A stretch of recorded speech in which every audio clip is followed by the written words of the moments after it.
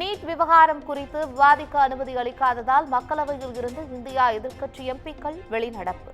குடியரசுத் தலைவர் உரையின் மீது நன்றி தெரிவிக்கும் தீர்மானத்தில் மத்திய அமைச்சர் அனுராக் தாக்கூர் பேசிக் கொண்டிருந்த போது அமளியில் ஈடுபட்டு எதிர்ப்பு.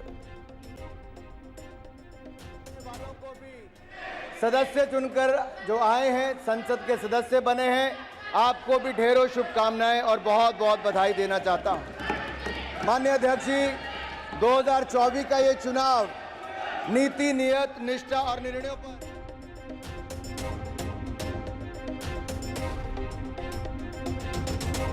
நீட் விவகாரத்தில் மாணவர்களுக்கு கொடூரமான அநீதி நடத்தப்பட்டுள்ளது.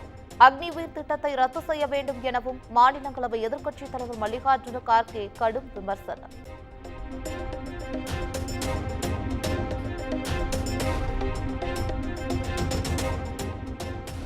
நீட் குறித்து நாடாளுமன்றத்திற்கு கவலை இருக்கிறது என்ற செய்தியை மாணவர்களுக்கு உணர்த்த விவாதம் நடத்தப்பட வேண்டும். மக்களவை எதிர்க்கட்சித் தலைவர் ராகுல் காந்தி வலியுறுத்தல்.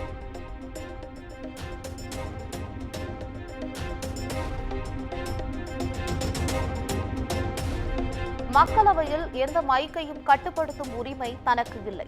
ராகுல் காந்தியின் மைக் அணைக்கப்பட்ட விவகாரம் தொடர்பாக சபாநாயகர் ஓம் பிர்லா விளக்கம்.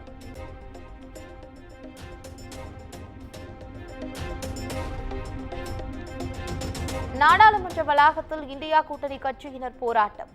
மத்திய புலனாய்வு அமைப்புகளை மத்திய அரசு தவறாக பயன்படுத்துவதாக கூறி ராகுல் காந்தி உள்ளிட்ட எதிர்க்கட்சி எம்பிக்கள் போராட்டத்தில் ஈடுபட்டனர்.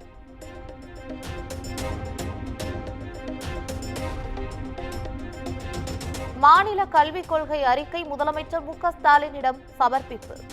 ஓய்வு பெற்ற நீதியரசர் முருகேசன் தலைமையிலான குழு வழங்கியுள்ளது.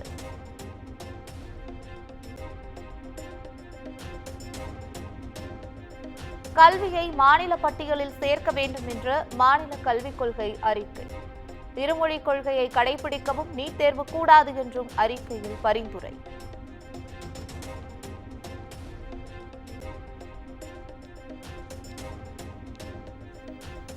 தமிழ்நாட்டிலும் புதிய குற்றவியல் சட்டங்கள் அமலுக்கு வந்துள்ளன. காவல்துறை அதிகாரிகளுக்கு 1 மாதம் பயிற்சி அளித்து புதிய சட்டத்தின்படி வழக்கு பதிவு செய்ய உத்தரவு.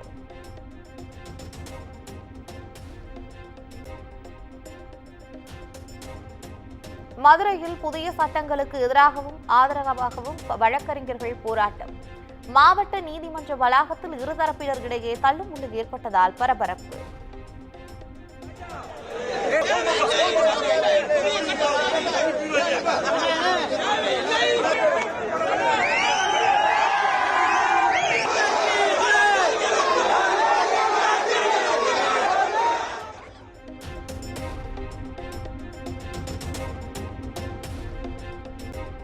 கள்ளக்குறிச்சி கள்ளச்சாராய மரணங்கள் தொடர்பாக சென்னை உயர்நீதிமன்றம் தாமாக முன்வந்து வழக்கு. தலைமைச் செயலாளர் டிஜிபி சேலம் மற்றும் கள்ளக்குறிச்சி ஆட்சியர்கள் பதிலளிக்க உத்தரவு.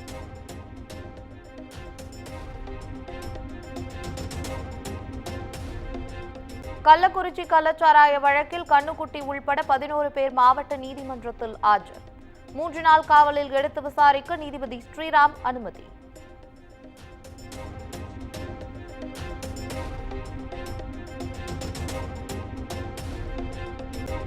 நாளை நடைபெறும் அண்ணா பல்கலைக்கழக பட்டமளிப்பு விழாவை புறக்கணிக்கிறார் அமைச்சர் பொன்முடி.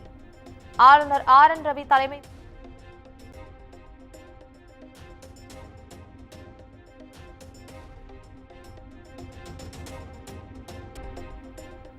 நாளை நடைபெறும் அண்ணா பல்கலைக்கழக பட்டமளிப்பு விழாவை புறக்கணிக்கிறார் அமைச்சர் பொன்முடி. ஆளுநர் RN ரவி தலைமை விருந்தினராக கலந்து கொள்ளும் நிலையில் தகவல்.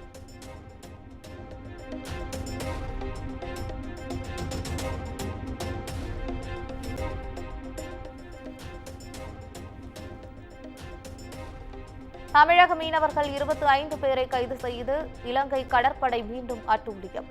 பாம்பன் மற்றும் ராமேஸ்வரம் பகுதிகளைச் சேர்ந்த மீனவர்களின் 4 படகுகளை பறிமுதல் செய்ததாக தகவல்.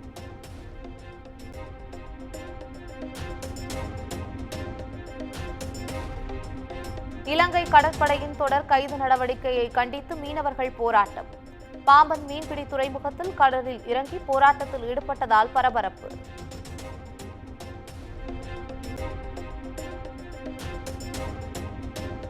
கோவை, நீலகிரி மாவட்டங்களில் இன்று மிக கனமழை பெய்யும் என்பதால் ஆரஞ்ச் அலர்ட்.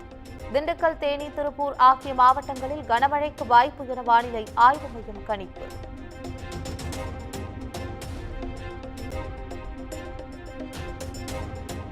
நீலகிரி மாவட்டத்தில் தொடரும் மழையால் மக்களின் இயல்பு நிலை பாதிப்பு. கூடலூர், பந்தலூர் ஆகிய பகுதிகளில் உள்ள குடியிருப்புகள் வெள்ளத்தால் சூழ்ந்துள்ளது.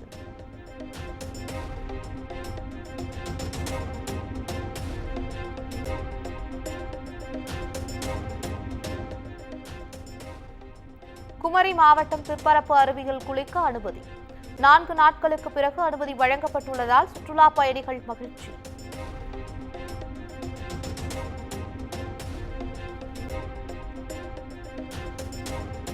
மேட்டூர் அணையின் நீர்வரத்து 227 கன அடியில் இருந்து 1038 அடியாக அதிகரிப்பு. குடிநீர் தேவைக்காக அணையில் இருந்து 1000 கன அடி நீர் வெளியேற்றம்.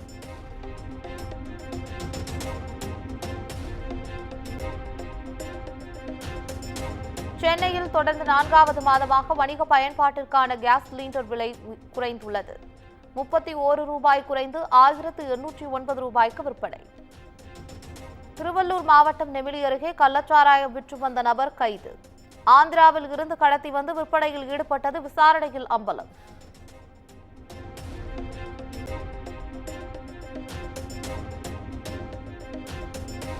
பழனி கிரிவல பாதையில் உள்ள ஆக்கிரமிப்பு கடைகள், குடியிருப்புகள் அகற்றம். பலத்த போலீஸ் பாதுகாப்புடன் வருவாய்த்துறை அதிகாரிகள் நடவடிக்கை.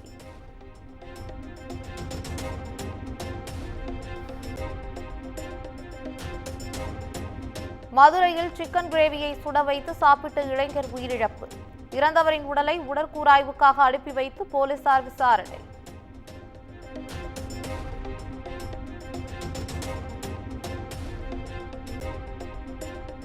மதுரை மீனாட்சி அம்மன் கோயிலில் 3 ஆண்டுகளுக்கு பிறகு முதல் கால பூஜை. வைகை ஆற்றில் இருந்து திருமஞ்சனம் நீர் எடுத்து செல்லப்பட்ட நிலையில் பக்தர்கள் சாமி தரிசனம்.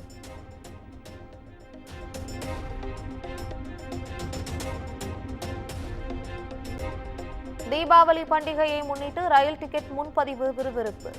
அக்டோபர் மாதம் 28ஆம் தேதி டிக்கெட்டுகள் முற்றிலும் விற்று தீர்ந்ததாக ரயில்வே நிர்வாகம் தகவல்.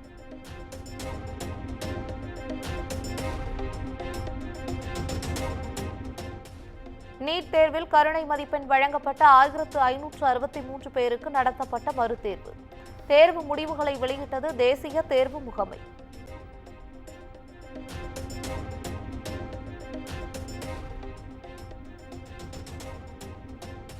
எதிர்கால சவால்களை சமாளிக்க இந்திய ராணுவம் முழு திறனுடனும் உள்ளது.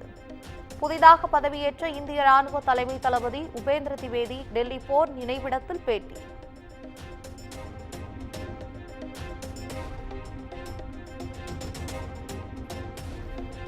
சிபிஐ கைது நடவடிக்கையை எதிர்த்து டெல்லி உயர்நீதிமன்றத்தில் முதலமைச்சர் அரவிந்த் கெஜ்ரிவால் வழக்கு.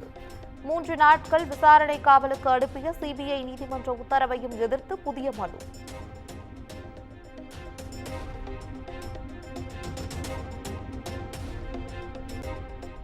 பார்படாஸில் சூறாவளி தாக்கியதை அடுத்து விமான நிலையம் காலவரையறையின்றி மூடல். உலகக்கோப்பை வென்ற இந்திய அணி நாடு திரும்ப முடியாமல் தவிப்பு.